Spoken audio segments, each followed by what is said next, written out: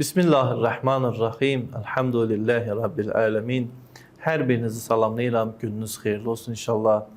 Mövzumuz İslam əqaidi, peyğəmbərlik barəsində idi. Ötən bəhsdə biz ümumi peyğəmbərlik məsələsinə toxunduq və dedik ki, Be'sət, yəni Allah tərəfindən bir şəxsin, bir insanın seçilməsi ki, insanlar arasında ilahi vəhyi təbliğ etsin.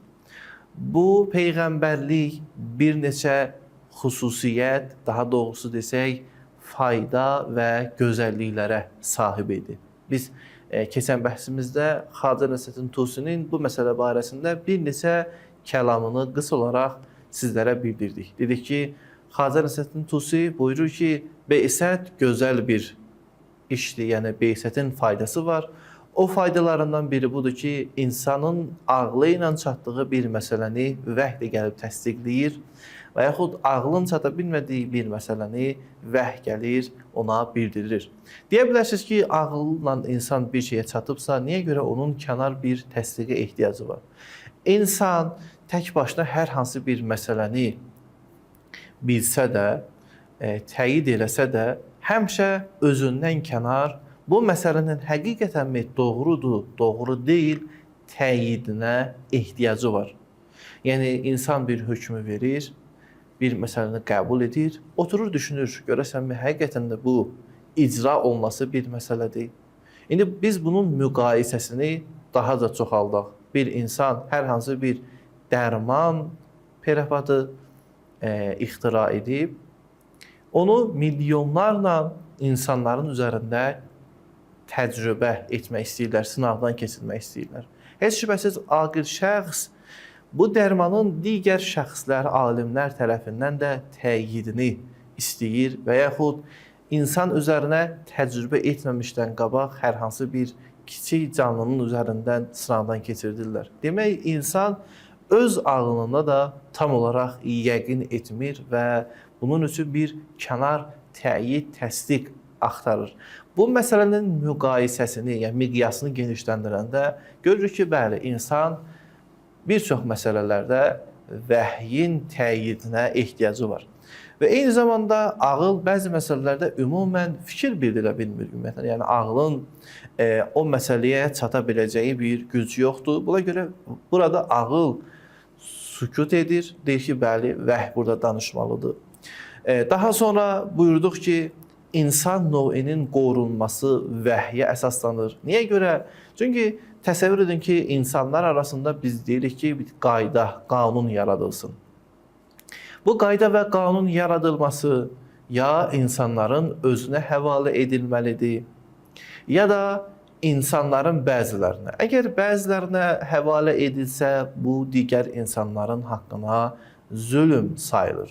Əgər hamısına biz həvalə etsək ki, siz hər hansı bir qayda, qanun yazın.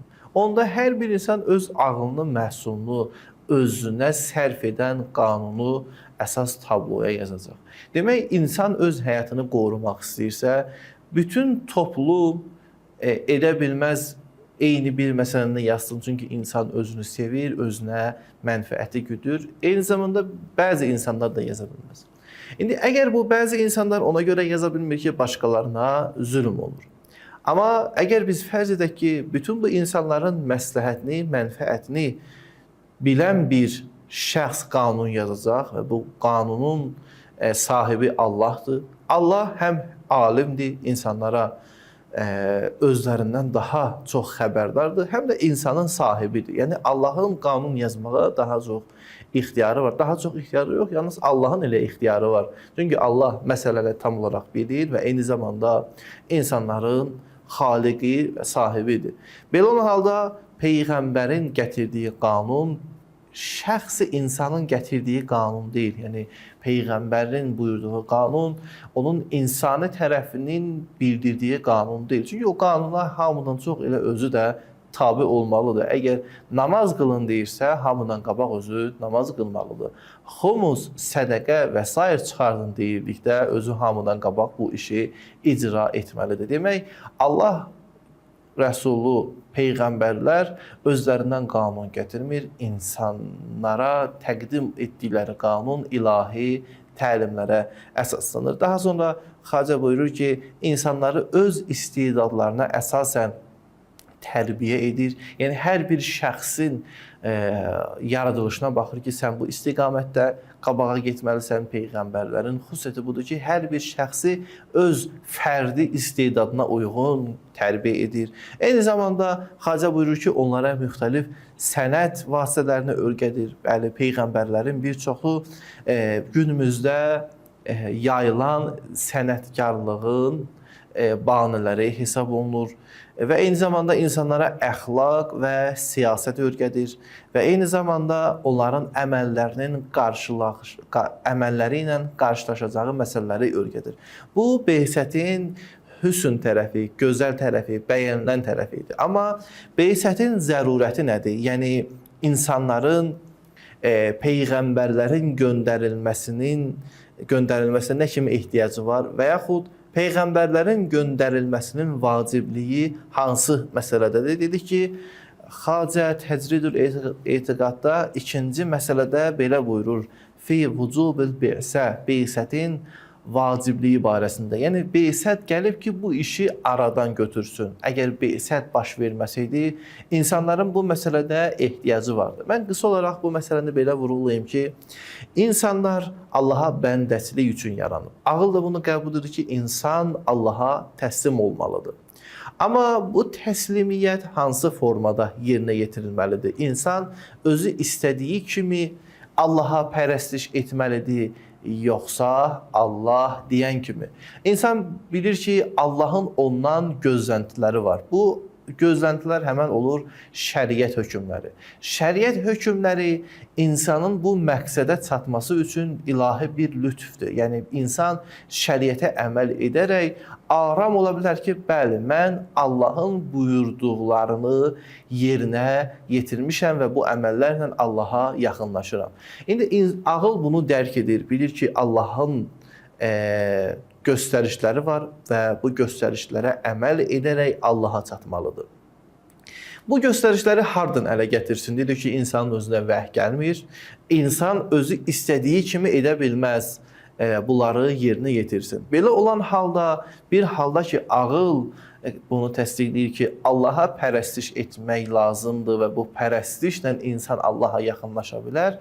Allaha vacibdir, yəni Allah tərəfindən vacibdir ki, insanlara öz tapşırıqlarını, öz təlimlərini göndərsin. Və bu tapşırıq və bu təlimlər heç şübhəsiz Peyğəmbərlər vasitəsilə baş verir. Yəni, Peyğəmbər gəlir deyir ki, insanlar siz bu formada Allaha ibadət etməlisiniz, Allaha bu formada yaxınlaşmaq lazımdır və vacibdir. Demək, Peyğəmbərlərin göndərilməsinin vacibliyi həmən ilahi hikmətə əsaslanır. Yəni, Allah Teala bəndələrindən pərəstiş, ibadət istəyir, bu bir.